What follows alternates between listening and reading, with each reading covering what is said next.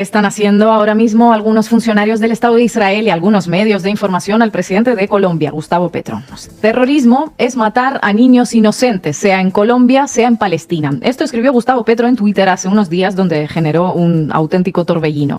Ningún demócrata puede aceptar que Gaza sea convertida en un campo de concentración. Le solicito a Israel y Palestina ir a una mesa a negociar la paz y que se permita la existencia de dos estados. Pues tampoco dijo nada Petro que contradijera las resoluciones de la ONU, ¿no? Por otro lado. Pero el portavoz del Ministerio de Exteriores de Israel publicó un comunicado en el que no solo informa de que convocaron a la embajadora de Colombia para literalmente una conversación de reprimenda, sino que también acusa a Gustavo Petro de apoyar las atrocidades cometidas por Hamás. Algo que básicamente es mentira, pero en un mundo reducido a estás conmigo o estás contra mí es como funciona todo. Finalmente, el portavoz de la Cancillería israelí dice que Israel tomó la decisión de detener las exportaciones de seguridad a Colombia. El papel de Israel a la hora de facilitar el genocidio no solo en Gaza, sino también en Colombia. Veamos la respuesta de Petro al vocero israelí, lo aclara bastante. Si hay que suspender relaciones exteriores con Israel, las suspendemos. No apoyamos genocidios. Al presidente de Colombia no se le insulta, responde Petro, y sigue, ojo a esto. Ni los Yair Klein ni los Rafael Eitan podrán decir cuál es la historia de la paz en Colombia. Desataron la masacre y el genocidio en Colombia. Algún día el ejército y el gobierno de Israel nos pedirán perdón por lo que hicieron sus hombres en nuestra tierra desatando el genocidio. Yair Klein, Rafael Eitan, personas que desataron el genocidio en Colombia. A ver, ¿quiénes son y qué tienen que ver con Colombia y con el Estado de Israel estos dos sujetos? Son dos personas que ofrecieron asistencia y entrenaron a los personajes más despiadados de Colombia en un marco de estrecha colaboración en área de seguridad entre agentes y mercenarios israelíes y paramilitares colombianos. El inicio de esa cooperación data de los años 80. Carlos Castaño, fundador de las Autodefensas Unidas de Colombia, una de las organizaciones paramilitares más sanguinarias de la historia del país, lo escribió en su autobiografía Mi Confesión.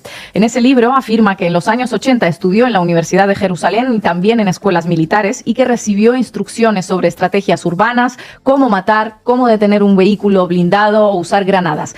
En Israel me convencí de que era posible derrotar a la guerrilla en Colombia, dice. En esas memorias, el asesino serial colombiano alaba la firmeza del sionismo, que dice literalmente siempre ha estado en función de defenderse, invadir y ganar territorio, y asegura que el concepto de autodefensa lo copió de los israelíes. Cada ciudadano de ese país es un soldado en potencia.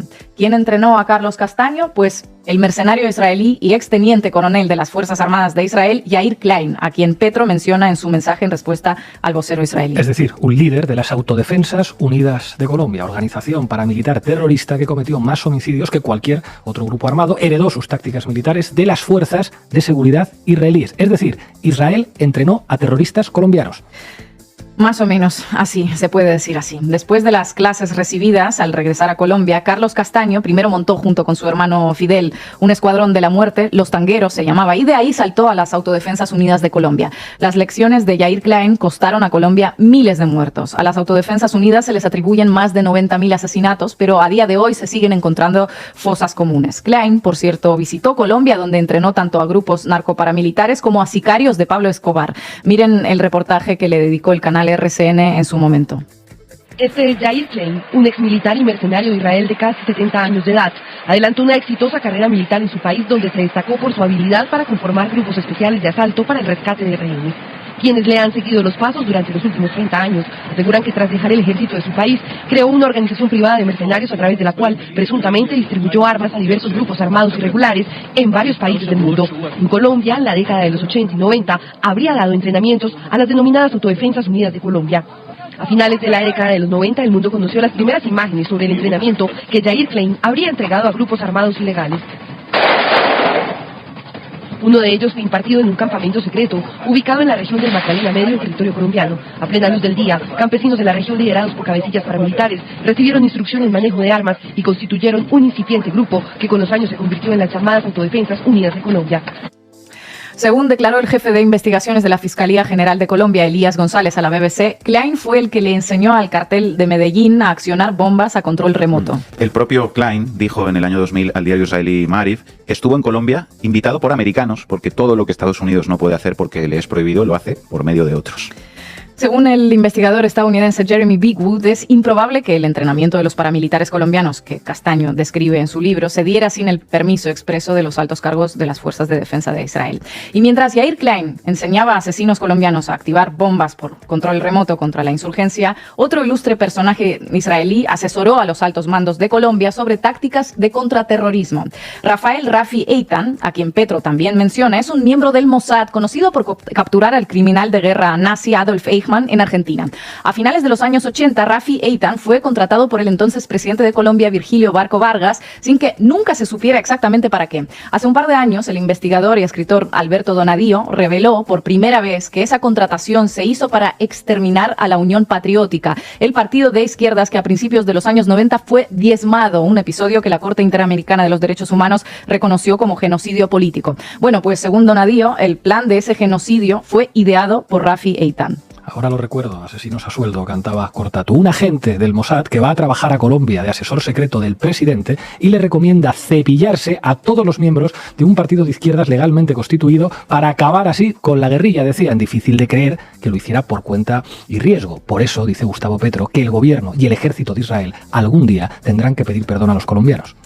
Pero la colaboración entre el Estado de Israel y el Estado colombiano no termina en los 90. A lo largo de las últimas décadas no ha hecho más que fortalecerse. De hecho, el sobrenombre del Israel de América Latina que ostenta Colombia no es baladí. Inicialmente se lo atribuyó Chávez de forma despectiva para señalar lo sumiso que estaba el país vecino al imperialismo estadounidense, pero el expresidente Juan Manuel Santos lo recibió como un halago. Junto con Estados Unidos, Israel fue el principal proveedor de armas, tanto para el ejército colombiano como para el paramilitarismo, como ya vemos, y para la policía. Los mercenarios de las empresas privadas israelíes han estado entrenando a miembros del ejército colombiano y se volvieron parte del paisaje hasta tal punto que Juan Manuel Santos apareció en una publicidad de la empresa militar israelí Global CST. ¿Les parece? Tremendo.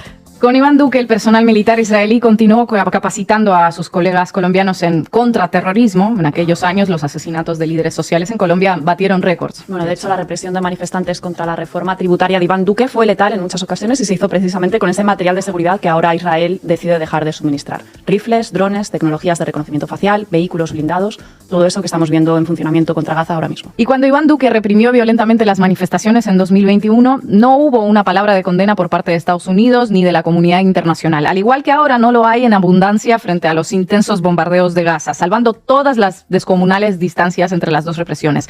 El caso es que en Colombia, y esto afecta especialmente a Petro, conocen bien las tácticas heredadas de las fuerzas de seguridad israelíes porque tuvieron la oportunidad de sufrirlas de primera mano. Saben lo que puede llegar a incluir ese derecho a defenderse. Pero más allá ese conocimiento en carne propia, es muy llamativo que a estas alturas, con más de 2.500 muertos en Gaza y todos los crímenes de guerra documentados, Gustavo Petro sea uno de los pocos jefes de gobierno que parece mantener cierta dignidad y tener la valentía suficiente como para llamar a las cosas por su nombre. El único, en definitiva, que critica a Israel por haber iniciado este ataque indiscriminado para vengar el atentado de Hamas. Lo hace a cambio de ser tachado por la prensa mercenaria de jaleador de terrorismo. Eso sí, es como se premia la honestidad ahora mismo y la defensa de la paz y de los derechos humanos para todas las víctimas. Y no solo para las de uno de los dos bandos.